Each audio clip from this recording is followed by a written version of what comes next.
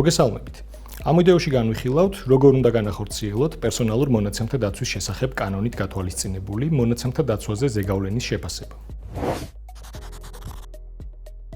მონაცემთა დაცვაზე ზეგავლენის შეფასება მაღალი საფრთხის შემცველი მონაცემთა დამუშავების პროცესების წინასწარ ანალიზს გულისხმობს.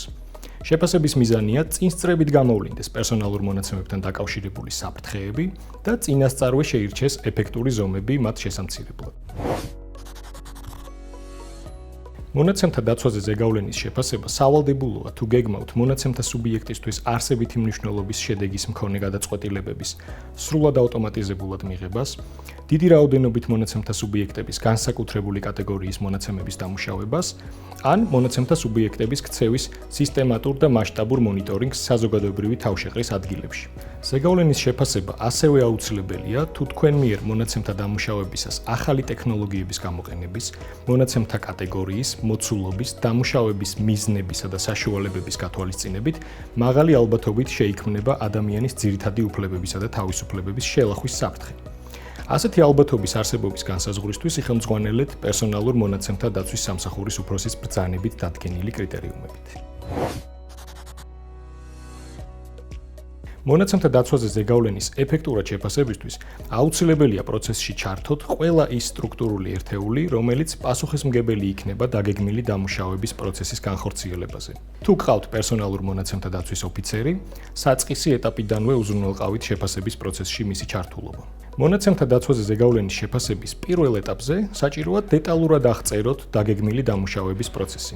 ამისათვის მიუთითეთ, რომელი პირების და რა შინაარსის მონაცემებს დაამუშავებთ, საიდან მოიპოვებთ მათ, რა მიზნებისთვის და რომელი საფუძვლებით დაამუშავებთ მონაცემებს, რა ავტომატური თუ არა ავტომატური საშუალებებით დაამუშავებთ, რა ვადით შეინახავთ და ვის გაუზიარებთ მათ როგორც თქვენი ორგანიზაციის შიგნით, ისე მის გარეთ.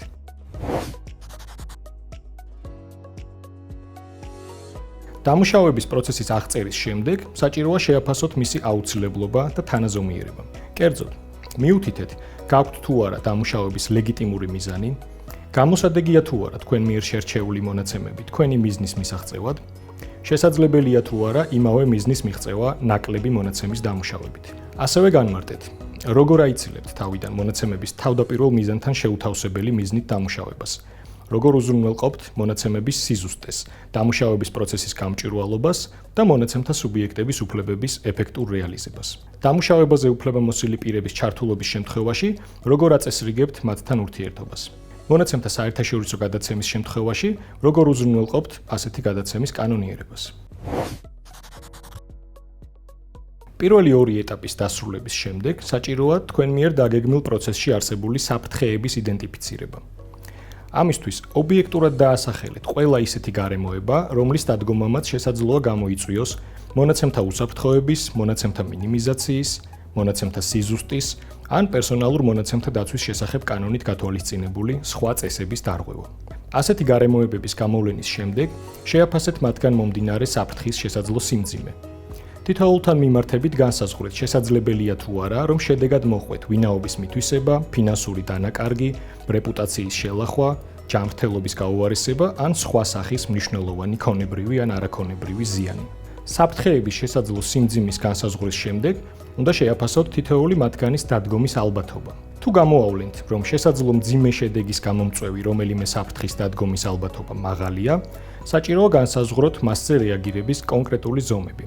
ასეთ ზომებად შეიძლება გაითვალისწინოთ მონაცემთა დაშიფრვა, მონაცემთა ფსევდონიმიზაცია, მონაცემებზე წვდომების დამატებით შეზღუდვა და კონტროლი, ნაკლები მონაცემის შეგროვება, მონაცემთა სუბიექტის უფლებებით სარგებლობის გამარტივება, მონაცემთა დამუშავებაში ჩართული თანამშრომლების რეგულარული გადამზადება, ან კონკრეტული საფრთხის შესაბამისი სხვა ტექნიკური და ორგანიზაციული ზომები. განსაზღვრეთ თითოეული ასეთი ზომის მიღების კონკრეტული ვადები და მათ შესრულებაზე პასუხისმგებელი სტრუქტურული ერთეულები. რეაგირების ზომების შერჩევის შემდეგ შეაფასეთ, უზრუნველყოფს თუ არა მათი მიღება საფრთხეების არსებითად შემცირებას. თქვენი დასკვნის გასამყარებლად შეგიძლიათ კონსულტაციის მიზნით მომართოთ პერსონალურ მონაცემთა დაცვის სამსახურს. თუ დამატებითი ზომების მიღების მიუხედავად მაღალი საფრთხის არსებითად შემცირება ვერ ხერხდება, მონაცემთა დამუშავება არ უნდა განახორციელოთ. მონაცემთა დაცვაზე ზეგავლენის შეფასების ვალდებულების ჯეროვნად შესასრულებლად აუცილებელია შექმნათ წერილობითი დოკუმენტი, რომელშიც ასახავთ შეფასების თითოეულ ეტაპს და მის ფარგლებში მიღებულ გადაწყვეტილებებს. შეინახეთ დოკუმენტი მონაცემთა დამუშავების მთელი პერიოდის განმავლობაში და მისი შეწყვეტიდან არანაკლებ 1 წლის ვადით.